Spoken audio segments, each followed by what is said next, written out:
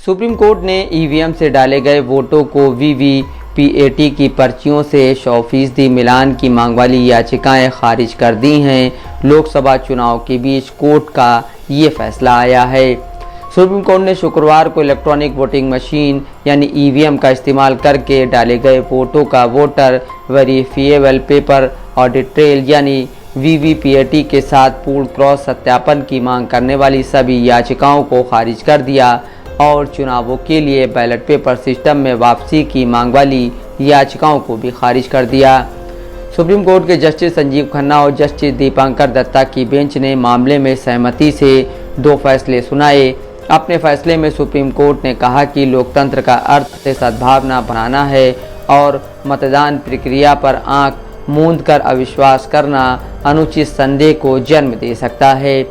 फैसला सुनाते हुए जस्टिस खन्ना ने कहा कि अदालत ने सभी याचिकाओं को खारिज कर दिया है, जिसमें चुनावों में बैलेट पेपरों का इस्तेमाल करने की मांग करने वाली याचिकाएं भी शामिल हैं।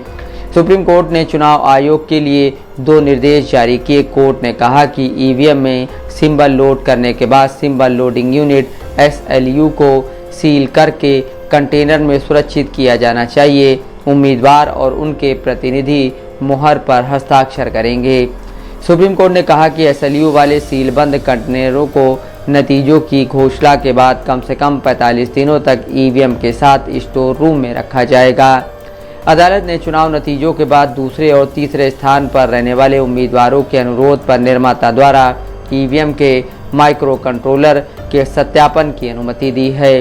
अदालत ने यह भी कहा कि ईवीएम के माइक्रो कंट्रोलर के सत्यापन के लिए शुल्क का भुगतान करके चुनाव नतीजे घोषित होने के 7 दिनों के भीतर अनुरोध किया जा सकता है। अगर ईवीएम में छेड़छाड़ पाई जाती है तो फीस लौटाई जाएगी।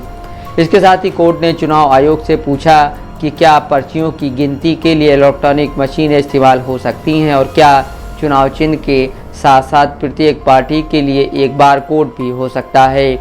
एसोसिएशन फॉर डेमोक्रेटिक रिफॉर्म्स यानी ADR और सामाजिक कार्यकर्ता अरुण कुमार अग्रवाल ने कोर्ट में याचिका दायर कर ईवीएम के वोटों और वीवीपैट पर्चियों के 100% मिलान की मांग की थी। फैसले के बाद ADR के वकील प्रशांत भूषण ने कहा, हम लोगों का यह कहना था ये ईवीएम जो है इनमें एक मेमोरी होती है, इसलिए इसमें छेड़छाड़ हो सकती है और इस वजह से यह ज़रूरी है कि जो वीवीपैट है उसकी जांच होनी चाहिए। जो पर्ची निकलती है उन सभी पर्चियों की गिनती करनी चाहिए।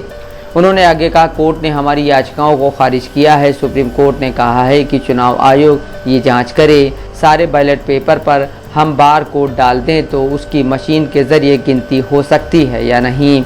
फिलहाल वीवीपैट वेरिफिकेशन के तहत विधानसभा क्षेत्र के सिर्फ 5 मतदान केंद्रों में ईवीएम से पड़े वोटों और वीवीपैट पर्ची का मिलान किया जाता है।